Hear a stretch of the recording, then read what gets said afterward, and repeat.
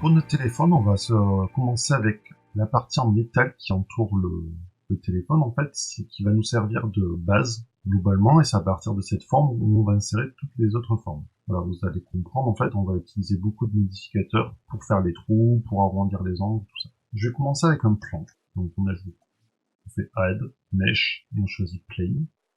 Voilà, ce plan, je vais le mettre directement en bonne dimension, puisque je les ai.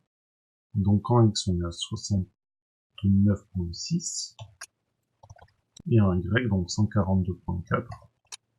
Voilà, donc là il est directement en bonne dimension, enfin presque il se met, puisque là c'est les dimensions globales en X, donc 69.6 qui comprennent les boutons, donc je vais le réduire un peu.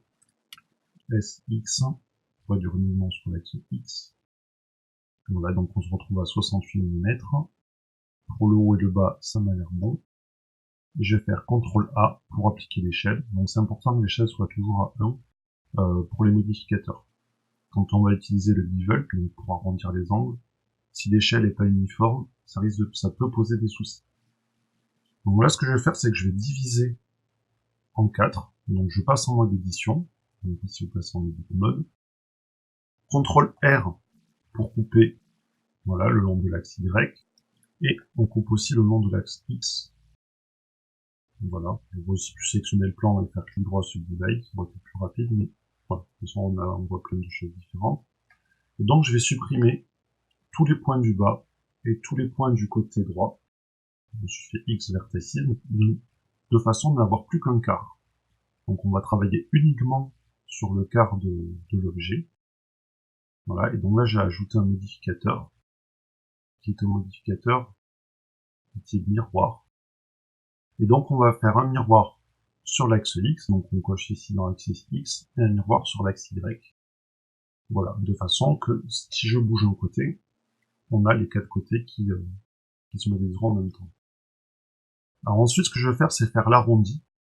Donc l'arrondi qui va se faire au niveau de l'angle. Et pour ce faire, on va utiliser un modificateur qui s'appelle Bevel, donc qui crée des arrondis. Alors de base, quand on met, il se passe rien. Alors je vais juste, pour ceux qui ne connaissent pas, j'ajoute un cube, j'ajoute un modificateur Bevel, vous voyez, qui crée des biseaux, donc des arrondis au niveau des angles. Voilà, et ces arrondis, on peut plus ou moins ajouter de segments pour les lisser. On peut les faire concaves, on peut les faire courbes. On peut même maintenant, dans la nouvelle version, faire un profil customisé. Là, donc, ça fait des choses un peu bizarres, mais voilà. Donc c'est super, mais là, dans notre cas, on voit qu'il ne fait rien parce que mon plan, si vous voulez, pour l'instant, il n'est pas solide.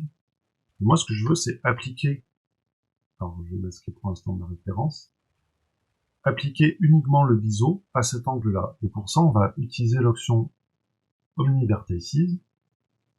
Et vous voyez qu'il fait le biseau uniquement sur ces angles. Alors, ce qui est bien, c'est que comme on a un miroir, il le fait que sur l'angle où il n'y a pas le miroir qui se fait. Si j'enlève le miroir, vous voyez qu'il se fait sur tous les angles. Moi, ça ne m'intéresse pas. Donc, je vais rajouter mon image de référence, je vais la réafficher. Et on va régler le biseau, donc le bevel, pour qu'il corresponde à mon angle du téléphone ici. Alors on va changer déjà l'offset. Donc 100 mm, donc ça doit être pas grand chose. Voilà. On va essayer de se caler à partir de là où l'angle se forme. Et ensuite on va ajouter des segments. Voilà, donc je vais en mettre 5. On va essayer d'avoir une forme qui correspond. Et avec le profil, enfin le paramètre profil, on va plus ou moins ajuster pour que ça corresponde à notre angle. Alors, j'ai encore ajouté un segment. On peut y aller un peu plus. Là, je suis à 8. Voilà, alors là, vous voyez que ça fait un peu des artefacts d'affichage, c'est parce que j'ai tout qui se superpose. Et voilà, donc je suis un peu obligé parce que j'ai utilisé Images Planes, donc pour voir mes références en dessous. Mais voilà, après je peux masquer les références, donc là on y voit mieux. Et ensuite je vais ajouter un modificateur de type Solidify.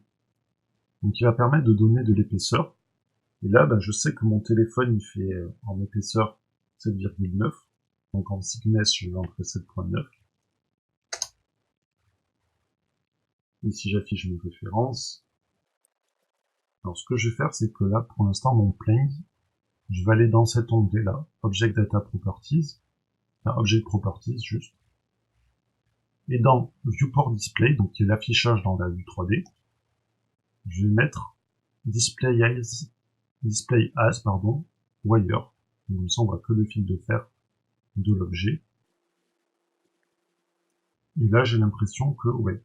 Donc j'ai mis le Solidify un peu trop grand parce qu'encore une fois, là, c'est les dimensions totales de l'objet. On voit qu'il y a l'objectif de l'appareil photo derrière qui dépasse, donc je vais enlever un petit peu d'épaisseur. Donc je passe à 7.8, parce que je pense qu'il ne dépasse pas tant que ça. 7.6. D'ailleurs, là, j'ai l'impression qu'il y a l'écran qui dépasse un peu aussi en haut. Donc, ce que je vais faire, c'est que je vais descendre. Donc, G, Z. Je vais descendre l'objet. Voilà. Et je vais encore baisser l'épaisseur. Donc, 7. On va rester à 7.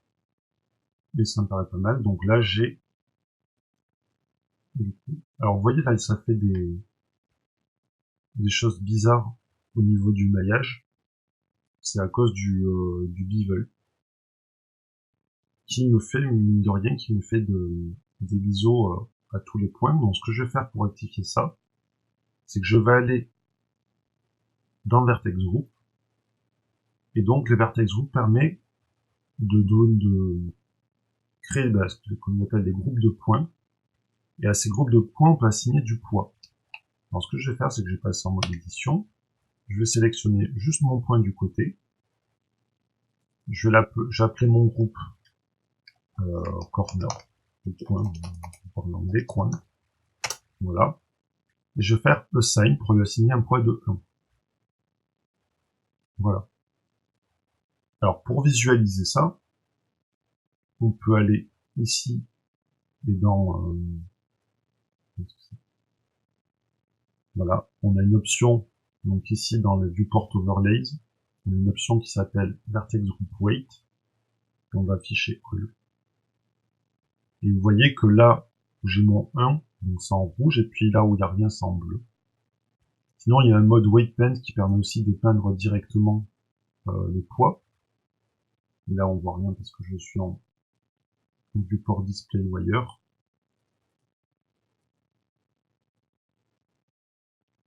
Voilà. Mais bon, pour l'instant, on va rester simple. Donc, je repasse en mode objet. Je me remets en Display as Wire. Donc on voit là qu'il y a le bevel qui se fait là.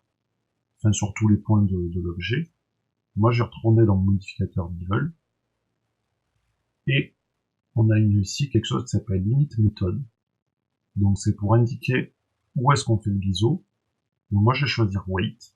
Non, je vais choisir Vertex Group, pardon. Et je vais choisir mon groupe coin. Et voilà. Et donc là, j'ai plus de problème de biseau puisque mon bevel ne se fait que sur l'angle. Puisque c'est comme ça qu'on a dessiné notre groupe de vertex. Donc voilà, nous avons maintenant la forme de base. Et à partir de là, on va pouvoir ajouter tout le reste.